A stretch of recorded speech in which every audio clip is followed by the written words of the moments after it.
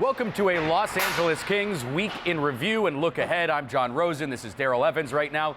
Let's talk about that win over the Washington Capitals. A little bit of a roundabout way to get a 4-3 overtime win. When you see some of the Kings' performance against some of the other top teams in the league this year, look at how the Kings have fared against Washington. Two very strong performances. Look how they've done against the Rangers in that one earlier performance. And going into teams like, like Pittsburgh, teams like San Jose, maybe Anaheim, one earlier win. Since then, the Kings still looking for a win. They're coming away with some of their better performances against some of the league's better teams. I think when you look at it, John, the Kings, like everybody else, when you're playing against the elite teams, you bring your best game because you fear embarrassment. And the Kings against the Capitals have been two really good games. The one in Washington, Kings probably deserved a better fate than walking away with nothing in that one. But last night, I think they were very determined. You take a look at the standings. You don't need any more information to know that you got to bring your best game. And I thought they did that. They were very focused and engaged early on. Their best players were their best players.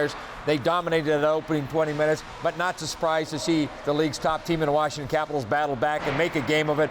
Start to finish, it was a great hockey game. A lot of good peaking points for the Kings. Not too many lows in that game. They played with discipline and got a huge 2 points. Now looking forward to this game against the New Jersey Devils on Saturday. Kings in Newark back on Valentine's Day. They lost 1-0.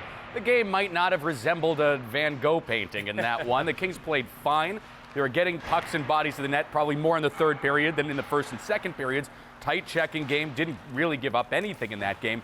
Somewhat par for the course of what you expect with the New Jersey Devils. They're going to be without Corey Schneider, Mike Camilleri, Patrick Elias in that game. Kings should probably get Keith Kincaid again. So when you look at those types of games, again, you expect some of those tighter checking, lower scoring games. I think that's probably what's on tap for this coming Saturday. It will be. And the Kings are a very strong defensively structured team. But I think in a game against the New Jersey Devils, you have to go out there. You want to try to take the initiative. You want to set the tone in the hockey game. Not to say that you put all the onus on scoring the first goal of the game, but I think the Devils are a different team when they're playing from behind. They're a very good structured team defensively. They got outstanding goaltending in that third period in that game in New Jersey or in Brooklyn, or probably not Brooklyn, in New Jersey. But the Kings have to make sure, like in tomorrow's game, if they come out with the same mindset that they had in the first period against Washington, they'll put themselves in a good spot. Not to say they have to go out and build a 3-0 lead, but play with structure. They were very aggressive on the forecheck. They moved through the neutral zone, which was very impressive, and Daryl Sutter got a chance to utilize his entire bench. Yeah, they got pucks to the net,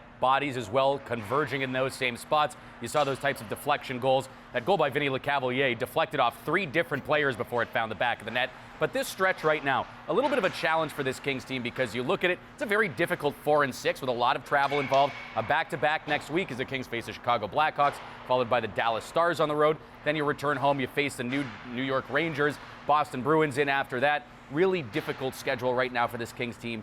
You talk about that park and ride mentality. That's something that's really going to have to be utilized as the Kings are going to have to hit that reset button quickly in such a compacted schedule. Yeah, at this time of the year, John, each game poses a different challenge. Whether it's a team not in the playoffs, it's going to be very relaxed, and you got guys auditioning for jobs for next year, or it's the teams like the Kings are going to face right now. You look at the next couple of opponents, New Jersey Devils, they're battling, and then that road trip, the 2 games in 2 nights, the Blackhawks, the Dallas Stars, both teams still vying for top spot in that Central Division. So those are going to be really big games, and I expect the Kings to be prepared for them. Last night's game was a big boost for them.